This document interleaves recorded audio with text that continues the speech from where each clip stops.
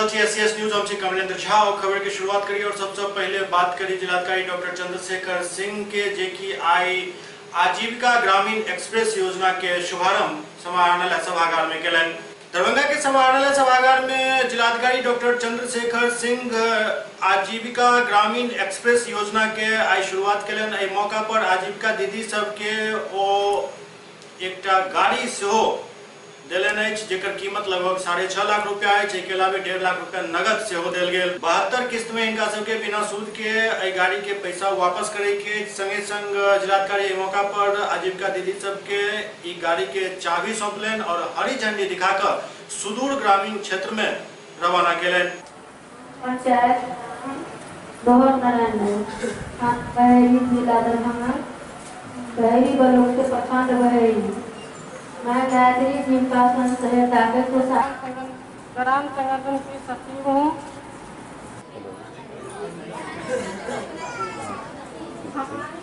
हमारे हम न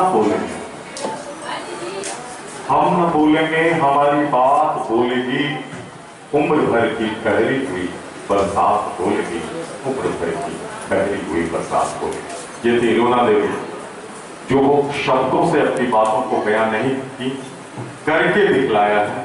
इनका रीपेमेंट इनका बहुत बेहतर रहा। इन्होंने जो समूह चलाया, समूह का संचालन इन्होंने बेहतर तरीके से किया। इन्होंने कार्यों को अंजाम दिया, इसीलिए इनका चयन किया गया है। जीविका दीदियों के लिए प्रेरणा स्रोत है। एक बार जोरदार तालियों से हम इनके हौसले की प्रशंसा करेंगे। हमारे बीच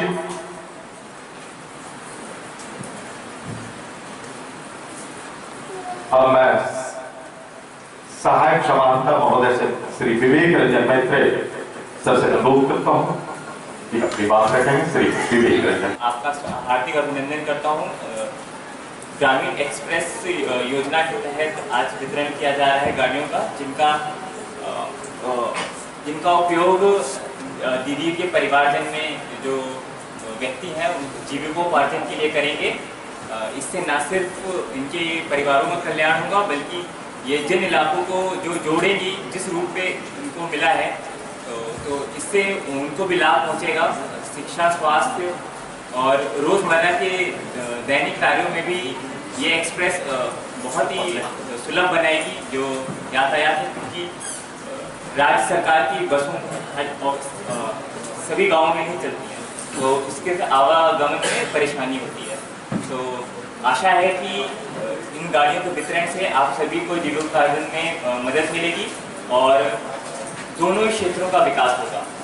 इसके पटना से आए हुए हमारे जीविका के कोऑर्डिनेटर श्री प्रवीण का मैं स्वागत करता हूं और धन्यवाद देता हूं कि वो आए इस योजना को लाए सर्वप्रथम बिहार के दरभंगा जिले को, और दिवाकर जी जिन्होंने आयोजन किया इस सभा का, उनको मैं बहुत बहुत धन्यवाद देता हूँ। हमारे सामाजिक आंदोलन से लेकर महिला सशक्तिकरण की दिशा में जो आर्थिक स्वावलंबन का जो प्रयास चल रहा है, ये अब सभी जग जाहिर हो चुका है। और इस बढ़ते हुए चरण में आज हमारी जीविका दीदी ने जहाँ सिर्फ घरों में पहले कताई, सिलाई, बुनाई, मिथिला पेंटिंग का कार्य देखती थी, आज उससे आगे बढ़कर आज वाहन संचालन, अपने समाज के लोगों को यातायात सुविधा, लोगों को कोई आकस्मिक चिकित्सा सुविधा और सभी तरह की सेवाओं में उन्होंने आज एक कदम बढ़ाया है। और मुझे बहुत खुशी है कि आज दरभंगा से हमारे जिला पदाधिकारी महोदय के निर्देशन में यह कार्य शुरू हो रहा है, तो हम सभी इस पर गौरवान्वित महसूस करें। आज महिला सशक्तिकरण की दिशा में चारों तरफ प्रयास चल रहा है। इसका कारण ये है कि हमारी आबादी में 50% महिलाएं हैं, और जब सब हम कार्यशील नहीं होंगे, सबको रोजी रोजगार नहीं मिलेगा, सबकी प्रोफेशनल जो व्यवसायिक दृष्टि से सभी कार्यरूप नहीं होंगे, तब तक हमारी आर्थिक स्थिति सुदृढ़ नहीं होगी, हम स्वावलंबी नहीं बनेंगे, हमारे क्षेत्र और राज्य का विकास नहीं होगा। और ये जीविका मिशन के द्वारा महिलाओं, हमारी जीविका दीदी के माध्यम से इन क्षेत्रों में भी आगे बढ़ रहे हैं। आज माननीय जिला पदाधिकारी महोदय ने हमारे रुना जी से ये सवाल किया कि क्या कीजिएगा, इन्होंने स्पष्ट रूप से बताया कि हम गाड़ी संचालित करेंगे। तो यह निश्चित रूप से आपकी ये इच्छा है, ये शक्ति है और आपको उसके प्रति जानकारी है। हमारी शुभकामनाएं है, न केवल वाहन बल्कि अन्य भी उद्योग धंधे तरह तरह की जो चीजें आप समूह बना के उसमें आगे बढ़ें। एक प्रशिक्षण की जरूरत हो, कहीं आपको असुविधा हो तो सीधे जीविका के माध्यम से या हम लोगों से भी आप सीधा संपर्क कर फोन पे सूचना दें, ताकि आपको हम लोग जहाँ जरूरत हो मदद कर सकें। अभी काफी लोग तैयारी कर रहे हैं, लेकिन आप लोगों ने इसे लागू कर दिया है तो हम लोग गौरवान्वित महसूस कर रहे हैं और इससे यह भी पता चलता है कि कितना मजबूत हमारा संगठन हो चुका है। परिवहन के लिए एक संपर्क सूत्र प्रदान किया जा रहा है, मुख्य उद्देश्य। दूसरा, आजीविका का साधन भी ये बने। और डीपीएम साहब जैसा बोले कि बहुत सारे लोगों का लाइसेंस बाहर का है और उन लोगों ने अप्लाई किया है, और जब आप इससे आय अर्जित करना शुरू करेंगे उसके बाद आपको इसका रीपेमेंट करना है। इस पर कोई ब्याज नहीं लगेगा, कोई ब्याज नहीं लेगा। बैंक से हम लोग लोन लेते हैं उसमें बहुत ब्याज लगता है, लेकिन इस स्कीम में कोई ब्याज नहीं। आपको 72 समान किस्तों में इसका भुगतान करना है। एक तो बाल विवाह निषेध और दूसरा दहेज प्रथा का विरोध। ये दोनों सामाजिक अभियान भी आप लोगों के सहयोग से ही इतने बड़े पैमाने पर चला है, गांव गांव तक पहुंचा है, और मानव श्रृंखला भी हम लोगों ने बनाई थी आप सभी लोगों के सहयोग से। एक तरह से जो सामाजिक सुधार है, सामाजिक आंदोलन है, उनके वाहक के रूप में जीविका दीदी सामने आई हैं, और ये महिला सशक्तिकरण का एक नया आयाम है। तो कहा जाता संगठन में ही शक्ति होती है। तो जीविका के माध्यम से हमारे समाज की जो आधी आबादी है वो संगठित हुई है, और एकजुट होकर के जब आवाज उठाती है तो वो सभी लोगों को सुनना पड़ता है, चाहे प्रशासन हो, शासन हो, कोई भी हो, उनको सुनना पड़ता है। और जो सामाजिक सुधार के कार्यक्रम है वो भी बड़े पैमाने पर खुद से अर्जित करना शुरू करेगी। तो आर्थिक स्थिति घर परिवार की अपने आप सुधरेगी, और उसके साथ साथ हमारे समाज की, हमारे देश की अर्थव्यवस्था में भी उसका असर देखने को मिलेगा।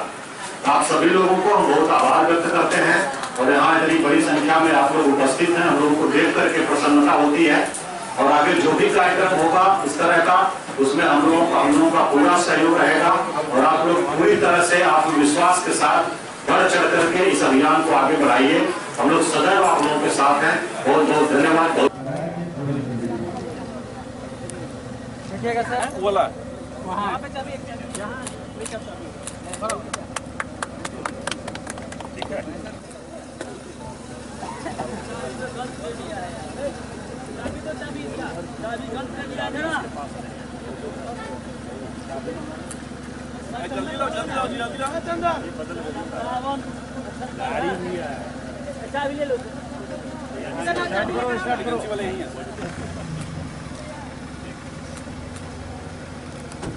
अच्छा अभियान है, धीरे धीरे बढ़ाओ, थोड़ा बढ़ाइए।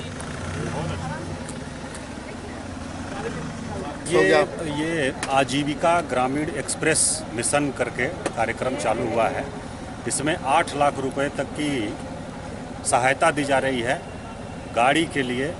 हमारे स्वयं सहायता समूह के जो एक्टिव मेंबर हैं उनको जीविका मिशन के तहत, और उसमें 6.5 लाख रुपए तक की पैसेंजर गाड़ी दी जा रही है, और 1.5 लाख रुपए तक का मेंटेनेंस का भी उसमें प्रावधान है। और इसको जब आय अर्जित करने लगेंगे चला करके, तब उनको 72 किस्तों में, आसान किस्तों में लौटाना है, और उसमें ब्याज कोई नहीं लगना है। तो बहुत ही जनोपयोगी योजना है और बहुत ही उत्साह है जीविका दीदियों में। कुल 18 गाड़ियां देना है हम लोगों को दरभंगा ज़िले में। आज अभी 6 दिया गया है, और बहुत जल्दी हम लोग शेष 12 भी देंगे। और हम लोगों को खुशी है कि पूरे बिहार में दरभंगा पहला ज़िला है जो इस योजना को धरातल पर अभी उतारा है, और इसके लिए हम डीपीएम जीविका और उनकी पूरी टीम को बधाई देते हैं। और विशेषकर इन गाड़ियों का परिचालन उन क्षेत्रों में किया जाएगा जहां की यातायात की सुविधा बहुत कम है, नहीं अवेलेबल है या बहुत कम है। उन क्षेत्रों में, उन पथों पर इन वाहनों का परिचालन किया जाएगा। दरभंगा के पोस्टल ट्रेनिंग सेंटर में 26 और 27 मई के चर्म रोग विशेषज्ञ सबके एक अंतर्राष्ट्रीय सम्मेलन हो जा रहा है। एहि बारे में जानकारी दिलन डॉक्टर रंजीत कुमार और डॉक्टर मेघा अग्रवाल। दरभंगा के पोस्टल ट्रेनिंग सेंटर में 26 और 27 मई के 2 दिवसीय अंतर्राष्ट्रीय चर्म रोग विशेषज्ञ सबके एक सम्मेलन हो जा रहा है। इसमें देश विदेश के कई चर्म रोग विशेषज्ञ भाग लेता। एहि बारे में जानकारी दे डॉक्टर मेघा अग्रवाल और डॉक्टर रंजीत कुमार बतौलन जे एहि मौका पर अपन एक्सपीरियंस के आदान प्रदान डॉक्टर सब आपस में करता, जे कि मरीज के कार्य में सहायक सिद्ध है। प्रकाश शंकर हूँ, मैं सचिव हूँ Indian Association of Dermatology Venereology and Leprologist Bihar branch का। और बहुत खुशी हो रही है कि दरभंगा में ये कॉन्फ्रेंस हो रहा है। ये 5th मिड क्यूटीकॉन है और ये चर्म रोग विशेषज्ञों का एक संगम होगा। यहाँ पे गोष्ठी होगी और रिसर्च पेपर पढ़े जाएंगे, जिसमें कि बाहर से भी कुछ डॉक्टर्स आ रहे हैं, जैसे कोयम्बटूर से डॉक्टर श्रीनिवास आ रहे हैं, डॉक्टर राजू जमशेदपुर से आ रहे हैं, डॉक्टर सुधा अग्रवाल आ रही है नेपाल से, डॉक्टर निखिल कुमार हैदराबाद से आ रहे हैं, डॉक्टर देवजीत कार आ रहे हैं राउरकेला से, उसके डॉक्टर अमित कुमार रांची से आ रहे हैं। तो ये सब बाहर से डॉक्टर आ रहे हैं। और हमारे बिहार से जो बिहार के सबसे प्रतिष्ठित चर्म रोग विशेषज्ञ हैं, प्रोफेसर डॉक्टर अमरकांत झा अमर सर और डॉक्टर PK रॉय सर आ रहे हैं पटना से। इसके अलावा हमारी ऑर्गेनाइजिंग सेक्रेटरी डॉक्टर अग्रवाल हैं, मेघा अग्रवाल, ये यहाँ की ऑर्गेनाइजिंग सेक्रेटरी है और इन्होंने बहुत मेहनत की है इस आयोजन को सफल करने के लिए, दिन रात एक कर दिया है। और इसमें हम लोग रिसर्च पेपर पढ़ते हैं इस कॉन्फ्रेंस में, और इसमें हम लोग बताएंगे कि चर्म रोग को कैसे और हम लोग आगे रिसर्च में हम लोग आगे ले जाएं अपने विभाग के विषयों पर।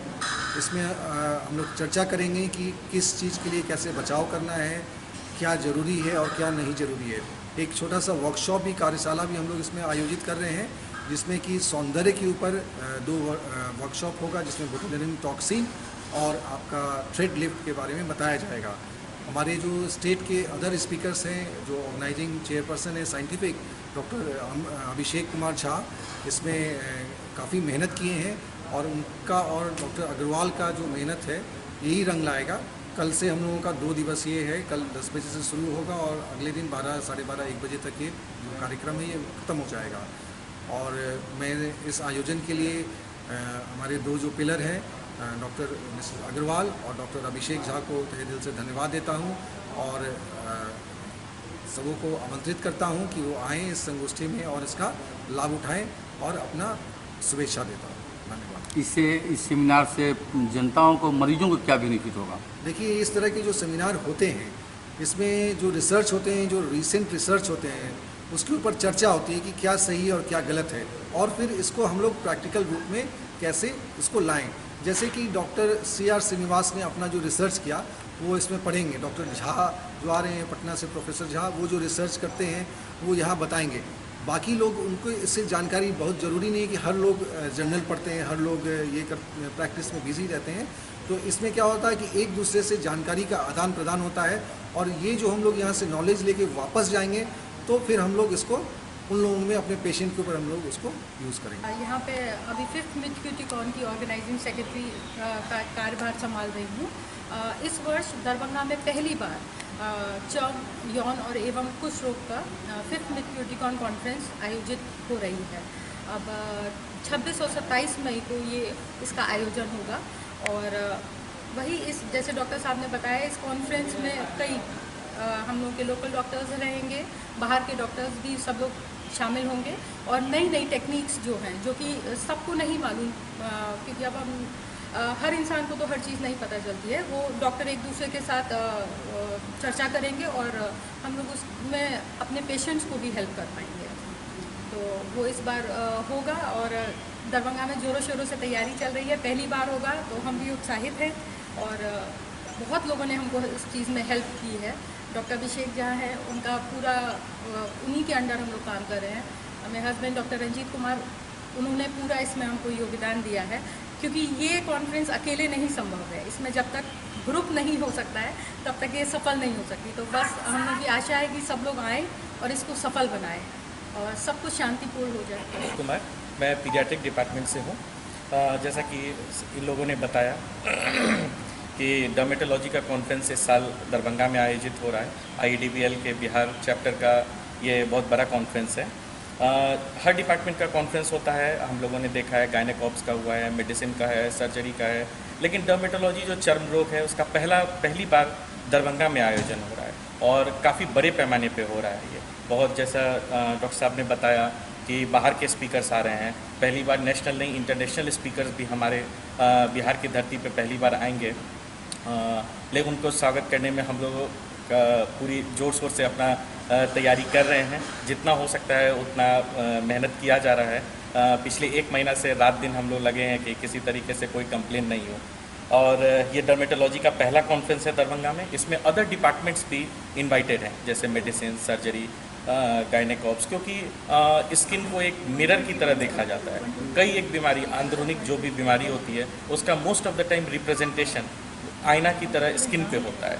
कोई भी अंदरूनी, या कभी किसी प्रकार का कैंसर हो, या खून में कोई खराबी हो, या किसी भी प्रकार के कोई भी अंदरूनी बीमारी का भी स्किन पे वो देखा जाता है, प्रॉब्लम्स जो आते हैं।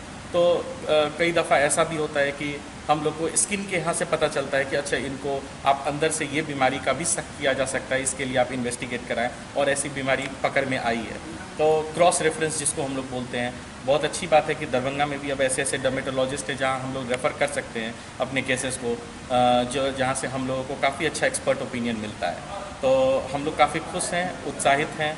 अदर डिपार्टमेंट भी इसमें बढ़ चढ़ के हिस्सा लेने वाले हैं। तो हम लोग बस अब स्वागत करने के लिए। कहाँ पर होगा ये सेमिनार, कब से कब तक होगा? सेमिनार कल 26 तारीख की सुबह 10:30 बजे से पोस्टल ट्रेनिंग सेंटर दरभंगा में शुरू होने जा रहा है। सुबह 10:30 बजे से ये सेशन से स्टार्ट हो जाएंगे जो हमारे कार्यक्रम है। स्पीकर्स जो बाहर से आ रहे हैं वो वहाँ से शुरुआत होगी हमारी। ये कॉन्फ्रेंस बीच में एक लंच ब्रेक है, टी ब्रेक है, और ये सेशंस करीब शाम के 5:30-6 बजे तक चलेगी। और उसके बाद हमारा एक डिनर का प्रोग्राम है जिसमें कि एक कल्चरल नाइट इवेंट भी ऑर्गेनाइज कर रखे हैं। और फिर अगले दिन सुबह से हम लोगों का प्रोग्राम शुरू हो रहा है, जिसमें कि सुबह 10 बजे से फिर हम लोग का लेक्चर सेशंस रहेगा। तो ये अगले दिन 12 बजे 1 बजे के बीच में ख़त्म होने वाला है। अखिल भारतीय चंद्रवंशी क्षत्रिय महासभा द्वारा समाहरणालय धरना स्थल पर 1 दिवसीय धरना प्रदर्शन कयल गेल। अखिल भारतीय चंद्रवंशी क्षत्रिय महासभा द्वारा लहरियासराय धरना स्थल पर 1 दिवसीय धरना प्रदर्शन कयल गेल। धरना प्रदर्शन के माध्यम से कहार जाति के अनुसूचित जाति में शामिल करे के मांग कयल गेल। ई 1 दिवसीय धरना पूरा बिहार के हर जिला में कयल गेल। धरना के अध्यक्षता उमेश राम चंद्रवंशी द्वारा कयल गेल। धरना के अध्यक्षता उमेश राम चंद्रवंशी द्वारा कयल गेल, जबकि जिलाध्यक्ष डॉक्टर अशोक कुमार और युवा जिलाध्यक्ष रवि कुमार चंद्रवंशी, युवा उपाध्यक्ष रघुवीर चंद्रवंशी समेत कई नेता और कार्यकर्ता शामिल चला। देना होगा इनकलाब जिंदाबाद, जिंदाबाद जिंदाबाद, चंद्रवंशी समाज जिंदाबाद, जिंदाबाद जिंदाबाद। हम लोग को राष्ट्र से और भारत सरकार से ये अनुरोध है कि जितना पिछड़ी जाति को आरक्षण दिया गया है, सबको लिया गया है, इसमें हम लोग को नहीं लिया गया है। हम लोग ये मांग है कि हमको भी पिछड़ी जाति में चंद्रवंशी समाज को आरक्षण दिया जाए और हमको शामिल करके हमारे बाल बच्चे को जो भी है आगे उसका विकास हो, पढ़ाई हो, लिखाई हो, ये सब होना चाहिए। हम चंद्रवंशी पूरे भारतवर्ष में 1 दिवसीय धरना का आयोजन रखा गया। उसमें भारत के प्रधानमंत्री माननीय नरेंद्र मोदी जी से हम लोग का ये मांग है कि चंद्रवंशी जाति को अनुसूचित जाति में शामिल किया जाए और भारत के अन्य राज्यों में भी यह लागू है, जैसे पंजाब में लागू है, राजस्थान, कर्नाटक, उत्तर प्रदेश और झारखंड में इस बात का बहुत अधिक उछाला गया है और लगभग तक तय होने की स्थिति में हम लोगों ने भी यह मांग किया है कि बिहार में भी अति पिछड़ा में हम लोग आते हैं, हम लोग को अनुसूचित जाति में शामिल किया जाए, क्योंकि बहुत ही दबे पिछड़े जाति में हम लोग आते हैं। 1 दिवसीय धरना के कार्यक्रम चंद्रवंशी समाज के द्वारा पोलो मैदान के धरना स्थल पर रखा गया है। आज जो है पूरे भारतवर्ष में जो है भारत सरकार के तरफ से जो पैनल तैयार किया गया है आरक्षण का, उसमें हमारा चंद्रवंशी समाज का भी आरक्षण जो है अनुसूचित जाति में शामिल करने के लिए आज हम लोग धरना स्थल पर बैठे हुए हैं। जैसे यूपी में मायावती की सरकार में जो हमारा कहार जात है चंद्रवंशी को जो है अनुसूचित जाति में शामिल किया गया है। इसी तरह पंजाब में, राजस्थान में, झारखंड में भी ये चल रहा है। आज जो है पूरे बिहार में जो है चंद्रवंशी समाज का जो है 1 दिवसीय धरना है, धरना का आयोजन यहाँ पर रखा गया है। साथ ही बात पर भी ध्यान देना है कि हम लोग जो है आरक्षण के लिए मांग कर रहे हैं, दबे कुचले में आते हैं। सरकार को जो है बराबर जो है हमारा जो है चंद्रवंशी समाज 1906 से रजिस्टर्ड है। हम लोग बराबर मांग करते आ रहे हैं। भारत सरकार को भी मांग पत्र हमारा जिला अध्यक्ष दिए हैं और मांग हमेशा चल रहा है। और हमारा जो है दबला कुचला समाज को विकास का रास्ते पर लाने के लिए पहल करना चाहिए। आज 1 दिवसीय धरना जिला मुख्यालय में जो पूरे बिहार में चल रहा है। आज़ादी के 70 वर्ष के बाद आज तक हमारे चंद्रवंशी समाज को दबदबा और रखा गया है। हम लोग यह धरना रखे हुए हैं कि हम लोग को हमारी जाति कहार जाति को अनुसूचित जनजाति में डालकर और जो भी अति पिछड़े में हम लोग पिछड़े हुए हैं, हमारे समाज विकसित नहीं है जो बिहार सरकार पैनल द्वारा और भारत सरकार के पैनल द्वारा, उससे आधार पे हम लोग को आरक्षण मिलना चाहिए। भाकपा माले द्वारा एसएसपी कार्यालय के सामने धरना प्रदर्शन किया गया। धरना प्रदर्शन के माध्यम से अपन कई मांग एसएसपी के सामने रख लेने। भाकपा माले द्वारा एसएसपी कार्यालय के सामने विभिन्न थाना में दर्ज कांड के निष्पादन और न्याय के लेकर 1 दिवसीय धरना प्रदर्शन किया गया। धरना प्रदर्शन के माध्यम से सदर थाना कांड संख्या 138/18 और 155/18 में गिरफ्तारी के मांग कल गए। इसके अलावा सदर थाना कांड संख्या 140/18 के स्वयं या सक्षम अधिकारी द्वारा जांच उपरांत कार्रवाई करे के मांग कल गए। संगे संग मनीगाछी थाना कांड संख्या 90/18 एवं कमतौल थाना कांड संख्या 30/18 में जांच उपरांत न्याय संगत कार्रवाई के मांग कल गए। की कानूनी सुरक्षा देना होगा। दबंग और भूमि माफिया को गिरफ्तार करना होगा। इन्कलाब जिंदाबाद। सिमरिया सदर थाना अध्यक्ष पर कार्रवाई करना होगा। इन्कलाब जिंदाबाद। तो आज भाकपा माले के तरफ से दरभंगा के नए जो पुलिस कप्तान हैं, बड़ी अधीक्षक हैं, उनके सामने स्थानीय थाना स्तर पर कुछ जो पुलिस की मनमानी है, निष्क्रियता है, उसको तोड़ने के सवाल पर और कानूनी तौर पर न्याय और इंसाफ दिलाने के लिए, साथ ही अभी दरभंगा में राशन से कह लीजिए एक अच्छी खासी संख्या है जो वंचित है। लगातार सरकार घोषणा उनके नाम को जोड़ने की कर रही है, लेकिन अभी तक कहीं भी किसी ब्लॉक में, किसी गांव में राशन से वंचित लोगों के नाम जोड़ने की कार्यक्रम शुरू नहीं हुआ। तो इन सवालों को लेकर भूमि विवाद को एक समय से पुलिस हल करे, दलित गरीबों को कानूनी सुरक्षा दे, इन्हीं मांगों को लेकर आज 1 दिवसीय धरना का आयोजन किया गया है। और उस धरना के माध्यम से हम दरभंगा के एसएसपी को, दरभंगा अनुमंडल के एसडीओ को एक ज्ञापन देंगे और ज्ञापन के जरिए हम उनसे कार्रवाई की मांग करेंगे। साथ ही साथ आज हम आपको बताना चाहते हैं इस धरना के मौके पर कि आज 25 मई है, ऐतिहासिक एक नक्सलवादी विद्रोह का दिवस है। इस मौके पर हम लोग अपने तमाम क्रांतिकारी आंदोलन के विरासत को आगे बढ़ाने का संकल्प लेते हैं। आंदोलन के दौरान जो शहीद हैं उनको सलाम करते हैं। और आज जो मोदी शासन का 4 साल हुआ है, उस शासन के जरिए जो आज हम लोग देख रहे हैं कि मोदी शासन का 4 साल, अडानी अंबानी मालामाल, देश की जनता है बेहाल। आज पेट्रोल और डीजल का दाम, हम लोगों का मांग है कि पेट्रोल डीजल का दाम हाफ करो, नहीं तो रास्ता साफ करो। आज आसमान छूती महंगाई है, पेट्रोल डीजल का बेहताशा मूल्य वृद्धि है, और इन सवालों पर हमारा जो देश के जो प्रधानमंत्री हैं नरेंद्र मोदी साहब, वो चुप बैठे हुए हैं। तो ये नहीं चलेगा। इस सवाल पर आज दरभंगा के दर्जनों जगहों पर पूरे राज्य में, पूरे देश में आज प्रधानमंत्री का पुतला दहन का कार्यक्रम चल रहा है। हम इस धरना के माध्यम से आम आवाम से ये कहना चाहते हैं कि ये बढ़ी हुई महंगाई के जिम्मेवार मोदी सरकार, भाजपा सरकार को उखाड़ फेंकने के लिए भाजपा भगाओ अभियान जो ग्रामीण इलाके में पदयात्राएं चलेंगी, उसको सफल बनाने का हम आह्वान करते हैं और जन अधिकार जन एकता सम्मेलन को तेज करते हुए अधिकार की लड़ाई को संघर्ष के बदौलत हासिल करते हुए आगे बढ़ने का हम आह्वान करते हैं। बिहार चिकित्सा जन स्वास्थ्य कर्मचारी संघ अपन विभिन्न मांग के लेकर कर्पूरी चौक पर प्रदर्शन केलनि। बिहार चिकित्सा एवं जन स्वास्थ्य कर्मी संघ राज्य कमेटी के द्वारा कर्पूरी चौक पर धरना प्रदर्शन कयल गेल। ई प्रदर्शन कर्पूरी चौक से चलकर अललपट्टी होइत टीवीडीटी अवस्थित सिविल सर्जन कार्यालय तक पहुंचल। प्रदर्शन में जिला भर के भारी संख्या में स्वास्थ्य कर्मी खासकर महिला कर्मी सब भाग ले क्या के मजदूरों एक हो, ये हम स्वास्थ्य कर्मचारी है, ये हम स्वास्थ्य कर्मचारी है। निदेशक प्रमुख मुद्दाबाज।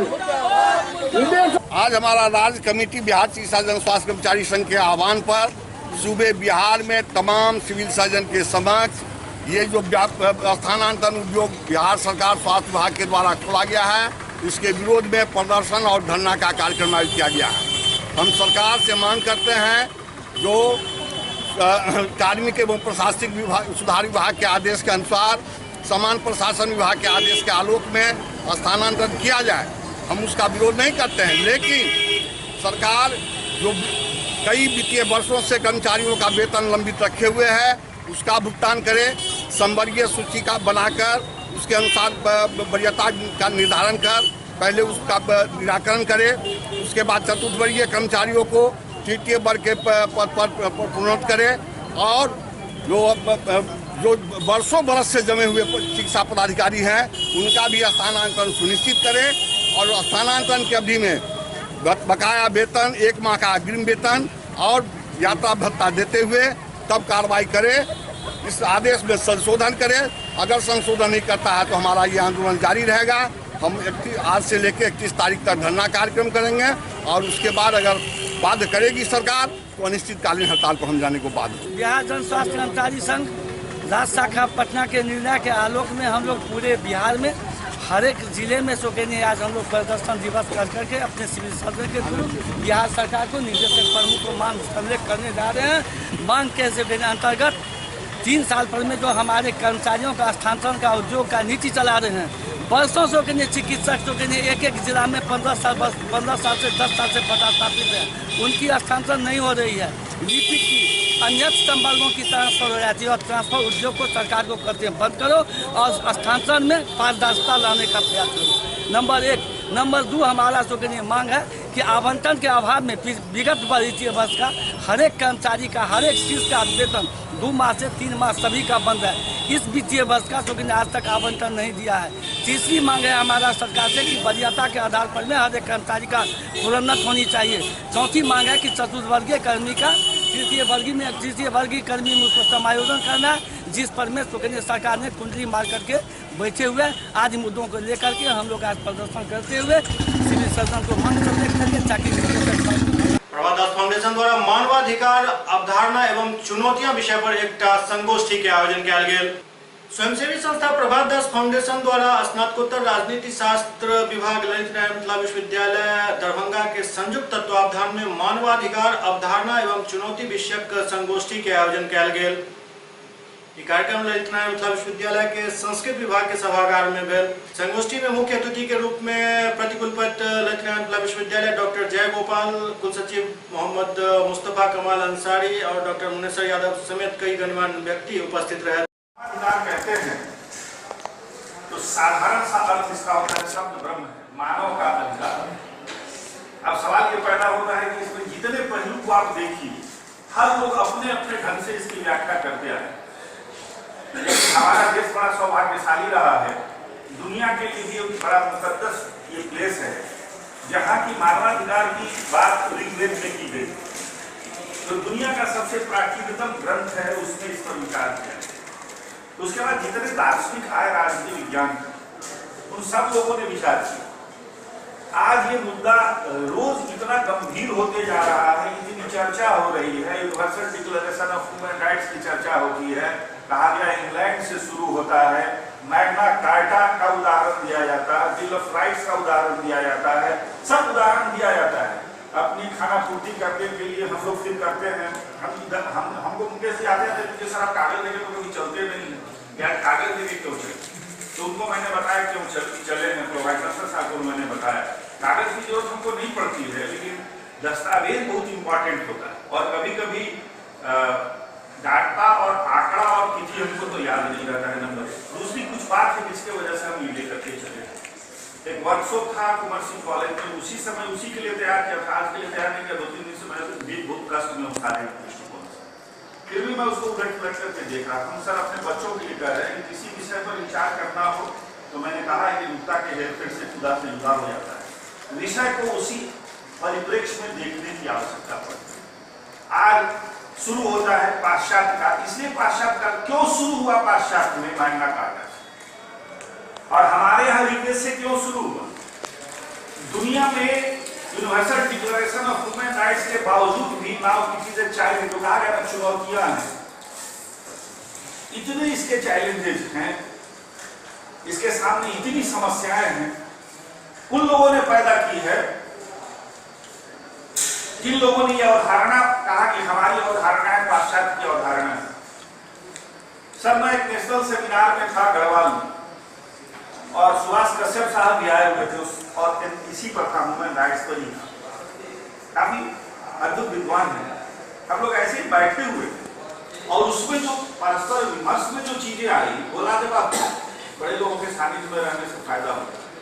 ये जो प्रचारित किया जाता है मानवाधिकार, वुमेन एम्पावरमेंट, सोशल जस्टिस, ये तमाम अवधारणाएं पाश्चात्य कहता है कि हमारे लिए हमने दिया, उन लोगों ने उसको कॉम्प्लिकेटेड बनाया है, इतना कॉम्प्लिकेटेड हो गया तो उसके समाधान के लिए बीच बीच में कुछ कुछ वो देते रहते हैं और कहते हैं कि हमारा इसी से समाधान होगा।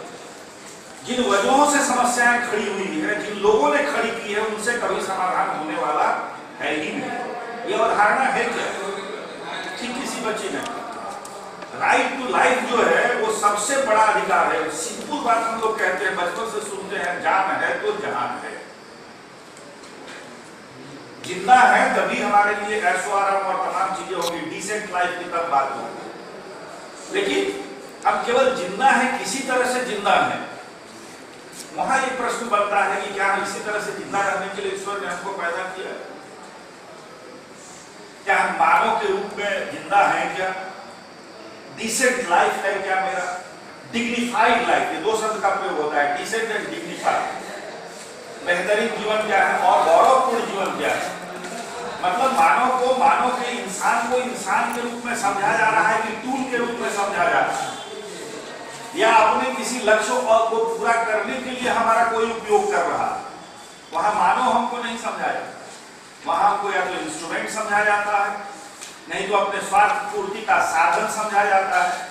और जिन लोगों ने ये समझा, जिन लोगों ने दुनिया में ये परिस्थिति पैदा की, उनको बाद में लगा कि साहब ये तो गड़बड़ हो जाएगा, क्रांति हो जाएगी, परेशानी हो जाएगी, इसलिए इनको कहते हैं कि नहीं हम तुम्हारे लिए कुछ कर रहे हैं, तुम्हारे लिए तुमको कुछ अधिकार होना चाहिए।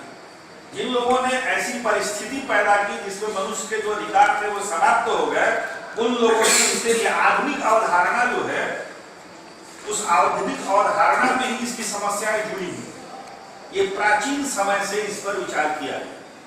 तो प्राचीन समय में और अभी में 3 संस्कृतियां दुनिया में ऐसी हैं जो कि अनवरत चली, और बीच में जो संस्कृति आई है, इसमें इतिहास के जो जानकार लोग हैं या जो विद्वान आदमी हैं, मंत्री कुलपति मंदिर बैठे हुए हैं, ग्रीक, हिंदुस्तान और चाइना, आप तीनों के इतिहास को निकाल करके देखिए, सभ्यता का इतिहास देखिए, उसके राजनीतिक परिवेश का इतिहास देखिए, तो शुरू से मंथन इन लोगों ने किया है।